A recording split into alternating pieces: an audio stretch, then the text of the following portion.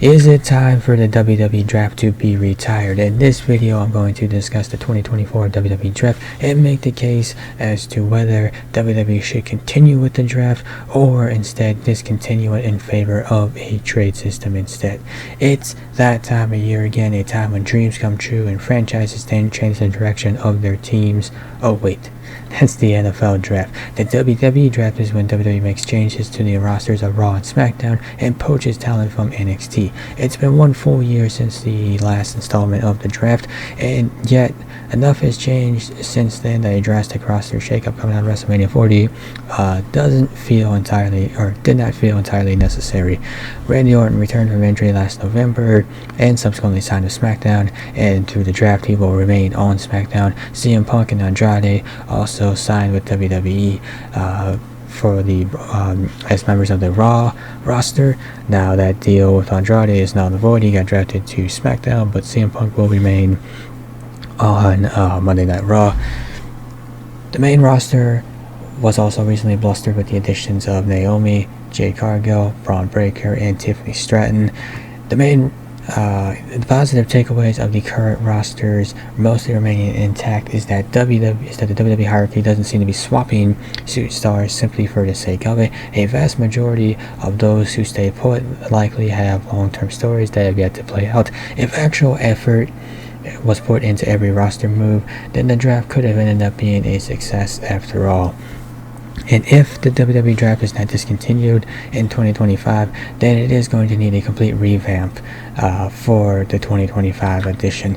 And let's be honest, the draft no longer works in its current format. SmackDown's portion of the event was especially uneventful, but Raw did not add enough on Monday to make it feel special.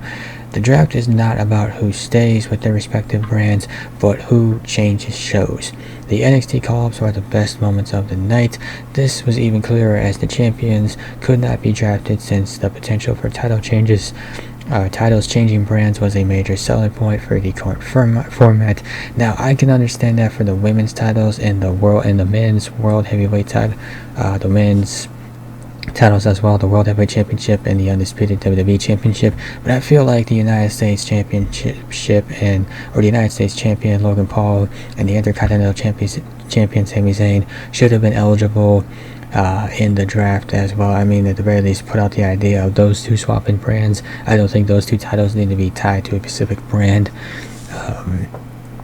If WWE does not discontinue the draft, then it should revamp the draft to focus on what matters most: roster changes and NXT call-ups.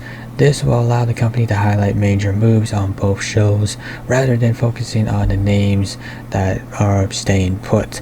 This would allow moments such as Damage Control going to Raw or Nia Jax heading to SmackDown to get the attention more than Bianca Belair staying on SmackDown or Gunther staying on Raw.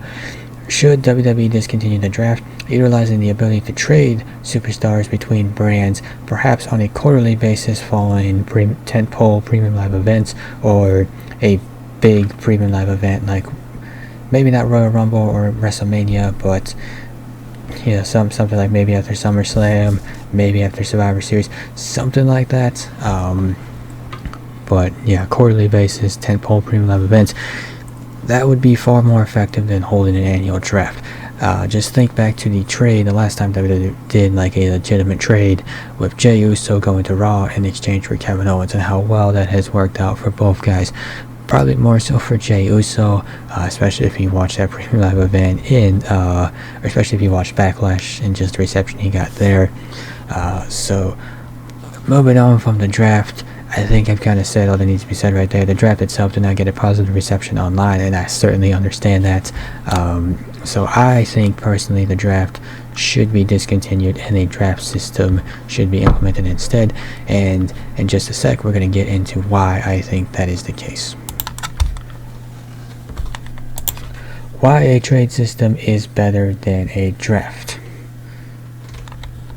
Flexibility and dynamic roster changes. A trade system allows for more flexibility and roster management. WWE can make changes to the rosters at any time, not just during the draft.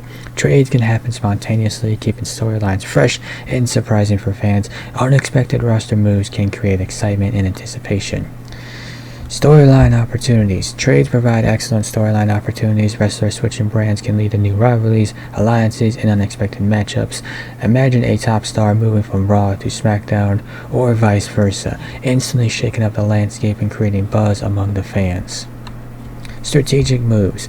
In a trade system, WWE can strategically move wrestlers based on their popularity, skills, or storyline relevance. General managers can negotiate trades, adding an element of strategy and intrigue. This dynamic can enhance the overall product.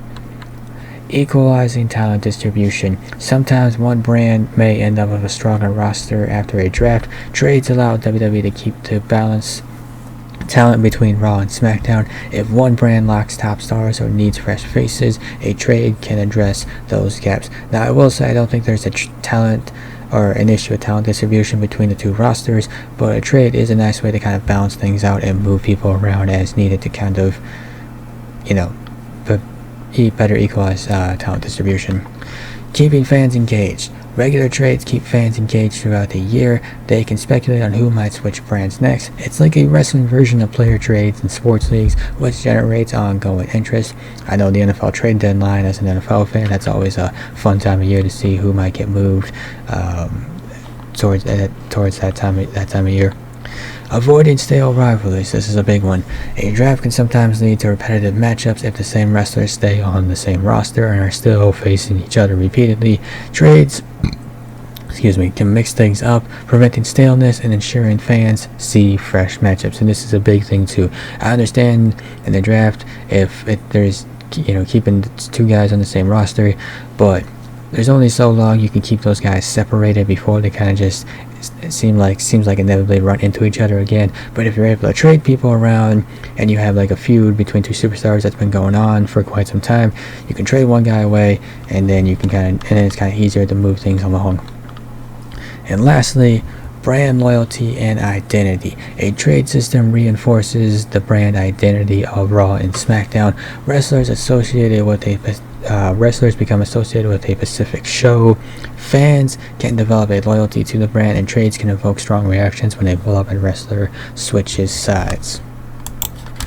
In summary, while drafts have their merits, a trade system offers more flexibility, storytelling possibilities, and strategic maneuvering. It keeps WWE programming dynamic and ensures fans stay invested in the product. And that's all from me. Let me know down in the comment section what you think. Should WWE keep the draft, or should it ditch it in favor of a trade system?